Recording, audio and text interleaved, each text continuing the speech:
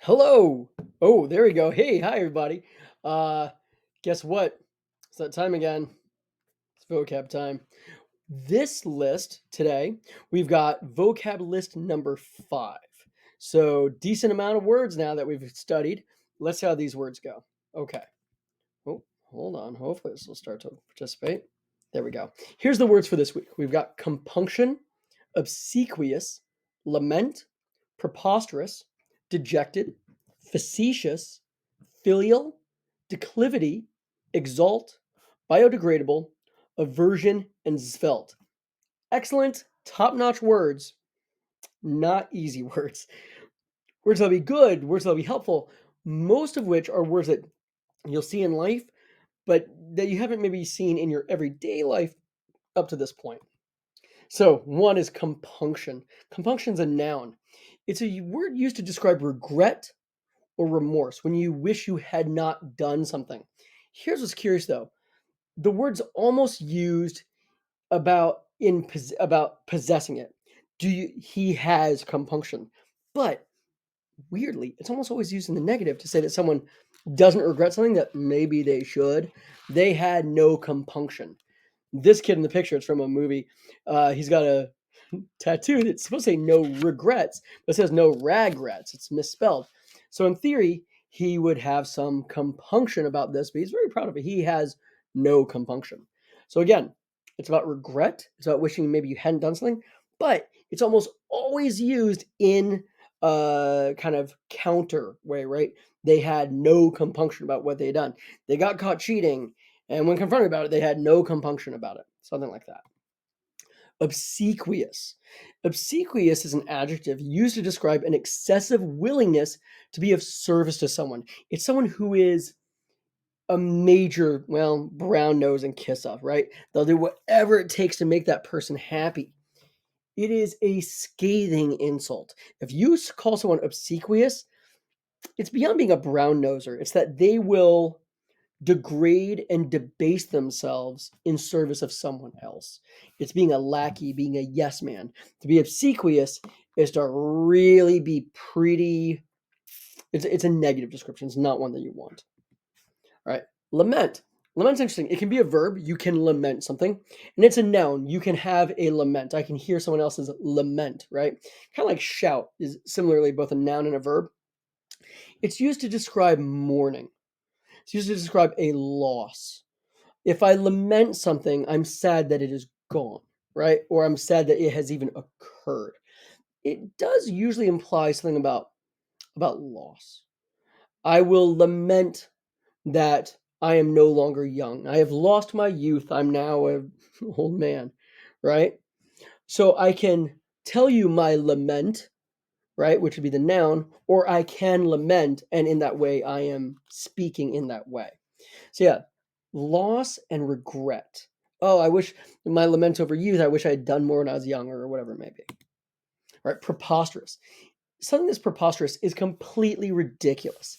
It's senseless, it's ludicrous, it's absurd, it's crazy talk.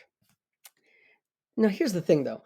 It doesn't just mean silly or the fun kind of ridiculous. Like, oh, that's ridiculous. What a crazy idea, right? If something's preposterous, it's outrageous. It's almost insulting. It's so crazy that they think you would believe such a thing. Oh, that's preposterous. How can you say such a thing? People would believe in conspiracy theories or something, right? Those are preposterous beliefs. You're almost offended that they've told you something so goofy, right? If someone sent you this picture of a giraffe and they're like, oh, look at this picture of a giraffe. It's a real thing that happened. You go, that's preposterous. It's clearly not real. It's fake. It's photoshopped. That is not a thing a giraffe can do. They expect me to believe it? That's preposterous. I would never believe such a thing, and I'm a little insulted they thought I would. That would be preposterous. All right, dejected. Dejected is an adjective.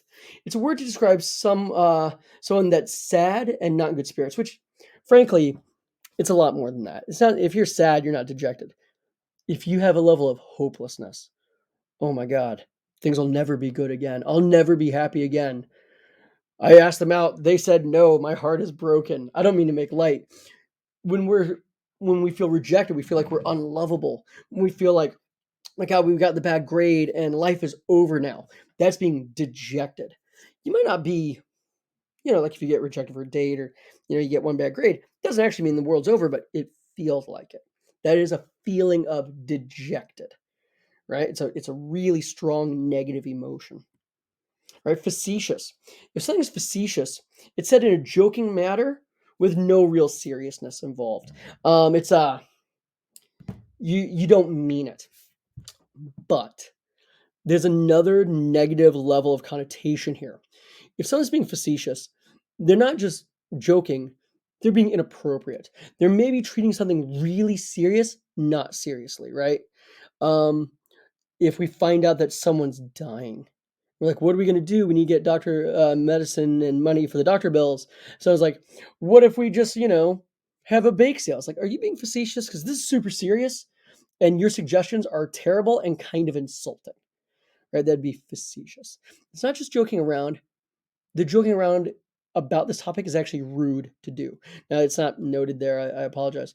It's an adjective. Facetious is an adjective. All right, filial. Filial describes the relationship of a child to their parent, right? It's relating to sons or daughters and their parents. Now, it's kind of a tough one without examples. It's used as an adjective to describe a thing. So, filial love is the kind of love a child feels for their parent. I love my parents with a filial love. My children love me with a filial love. Filial loyalty. If someone says something mean about your mom, you are going to be pretty pissed. You're going to be very upset. You might even want to have some strong words with them. That's your filial loyalty. I'm loyal to my mom. I'm loyal to my dad, kind of thing, right? Filial duty would be my parents expect me to get good grades. My parents expect me to not get in fights. My parents expect me to take care of things at home. I do those things out of a filial duty because I'm their child. I have to do those things, right? So filial is saying this thing is about sons and daughters and the relationships to their parents. Now, declivity is kind of an interesting word in that what it means and how it's used don't necessarily match up. On the quiz, it's going to be about what it technically is because what people use it for, I probably shouldn't put on a school quiz. It's a noun. It's a downward slope. Something that goes downward is a declivity, all right? It's kind of rare that it's used for that. It's just not a very natural way of speaking. We would just say the cliff or the slope or the trail or whatever it is that's going downhill, right? Um, it's more commonly used to describe cleavage, frankly. That's more common as a usage of it. It's still actually pretty old-fashioned. That was a more common way to use it maybe in the 60s and 70s. It's really pretty rarely used now. But it is a word that, it's on our list for words for the college bound, and we expect all of you to have college as a possibility or to be college bound. So it's a word we got to know. All right, to exalt. Exalt is both a verb and an adjective if it's used as exalted. Okay, if it's used in the past tense, it becomes an adjective. So hold in extremely high regard. Secondarily, it's to lift up with joy or pride or to glorify a thing. It's often used in church settings, our exalted God, to exalt our various theistic sources, right? Depending on your religion, that would be different figures that are being exalted. It isn't necessarily religious, though. Royalty can be exalted. You can really use it to describe anyone who's highly, highly celebrated. The highly exalted writer, whatever, Colson Whitehead, who's probably my favorite living writer and is the most celebrated writer, arguably, in the United States right now. He is exalted because people are big into giving him compliments because, the guy rules. So he's exalted. People celebrate him and hold him in extremely high regard. All right, biodegradable. This is the word that probably all of you already know. It's an adjective capable of being decomposed into harmless or base elements by microorganisms and natural processes.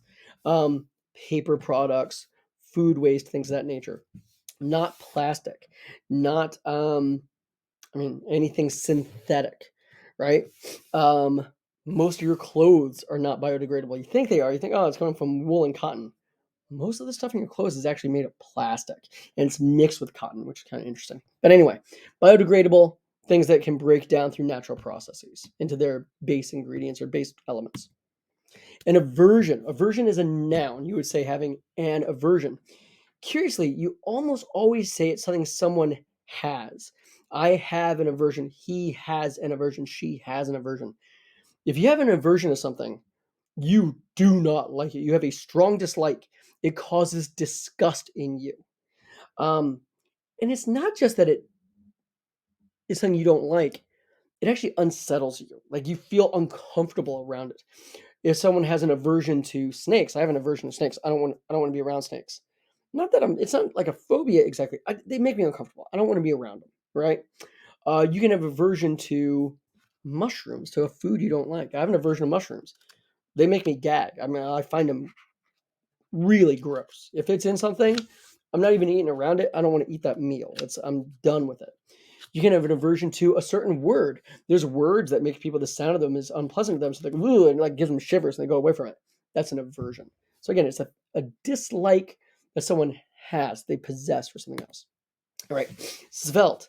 Svelte, one is very fun to say. Svelte. Great. It kind of sounds like it's meaning in a way.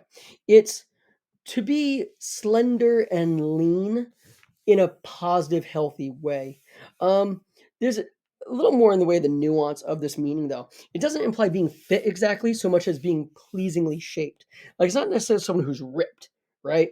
Someone who's ripped is, they're lean in a sense, but someone can be like a seal or a weasel, right? Students in AP Lang will maybe get a kick out of this.